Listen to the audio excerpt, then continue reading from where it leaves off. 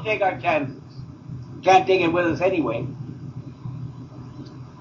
I thought, okay, all right. And so I had $15,000 in the bank and a brand new automobile, paid for and everything, within 24 hours. That, I would accept that miracle. That was good enough for me. Anything else would have been stupid. What would I have done with some other kind of miracle? I needed help. I didn't need, because I wanted nothing from God. And so I thought, well, okay. Then we'll wait and see what else he's going to do. Whether he'll talk to me again or not. Whether he'll come back or what.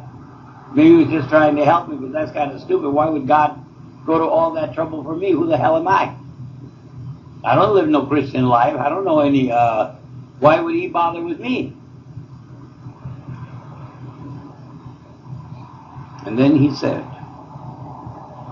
I will give you anything you want, so long as it comes from your heart. But no one will ever use me through you. They can talk you into it, but it won't do them any good.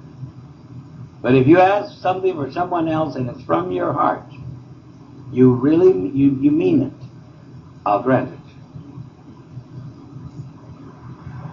Well, I couldn't figure out what it was I wanted. Whatsoever you want, I will give you. But he also said, you don't have a body for nothing. You don't have hands and eyes and ears and all for nothing. Anything you can do, I expect you to do it. Don't ask me to do it for you. In other words, I'm willing to bring the apple down from the tree. You know, while you're sitting in the shade of the tree, I'll pick the apple and bring it down to you, magically, you know. I'll peel it, I'll core it, I'll slice it, and I'll put the pieces in your mouth, but I'll be damned if I'll chew it for you. Anything you can do yourself, I expect you to do. Anything you can't, I will do it.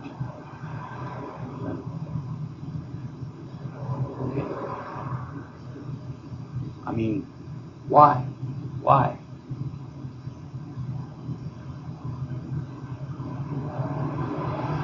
And then he said,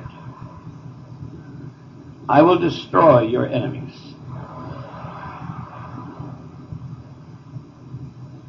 I thought, what the hell is he talking about?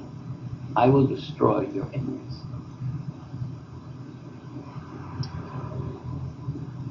I couldn't understand what he meant by that.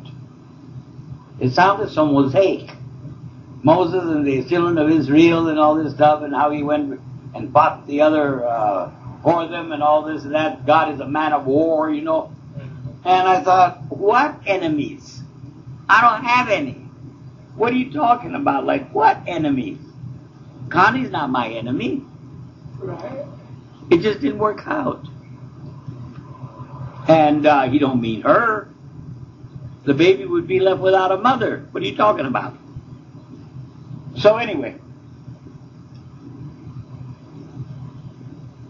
then he began to talk more and more to me and started telling me about this, about that in the Bible and what have you, and correcting this and correcting that. And I told him, I said, I know what you're trying to do. You're trying to change me. You're trying to convert me. You want me to be spiritual. And the answer is no. I'm not interested in being saved. I'm not interested in going to heaven where all these others are going. I don't want to go where they're going. I don't want any part of it. They're all hypocrites. And he said, no, I'm not trying to do that. I'm not trying to change you. That's what the Assyrians do when I accused them of the same thing. They said that they were trying to make me spiritual.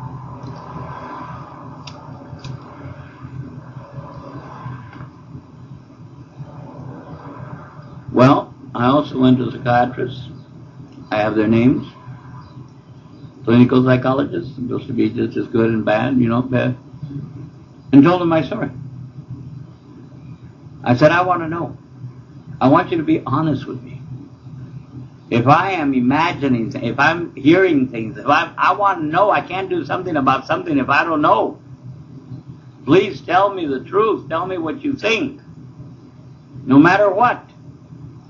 I said, and I trust you will be kind. You won't try to, mischievously hurt me by telling me something that isn't true.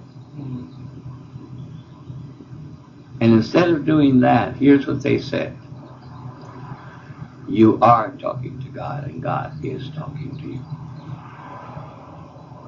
And I thought, oh my God, the psychiatrist is as crazy as the others, so is the clinical psychologist. One of the psychologists said, boy, I wish I had somebody like that. I could use $15,000 in a brand new car. So everywhere I've gone, Mike, everything I've done to try to prove that this is not all true, figment of the imagination, hallucinations, seeing things, figment, you know what I mean?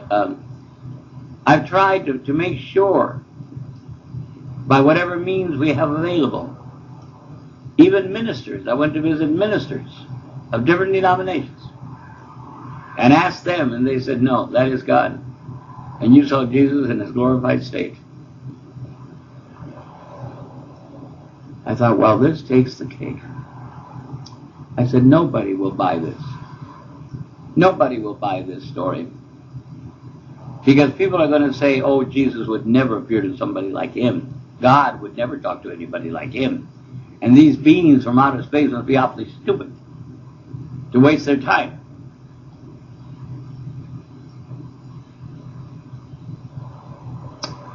Well, he knew what he was doing. They knew what they were doing. And but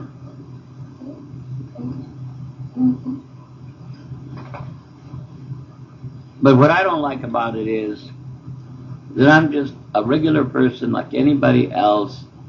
I don't glow in the dark. I don't walk on water. And I'm as human as anyone else. Not any better and not any worse.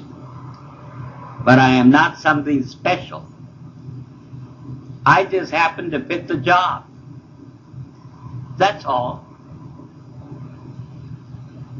You know how they announce they're hiring, and you go down and make out an application or whatever, and they interview you, and they say, you're what we're looking for.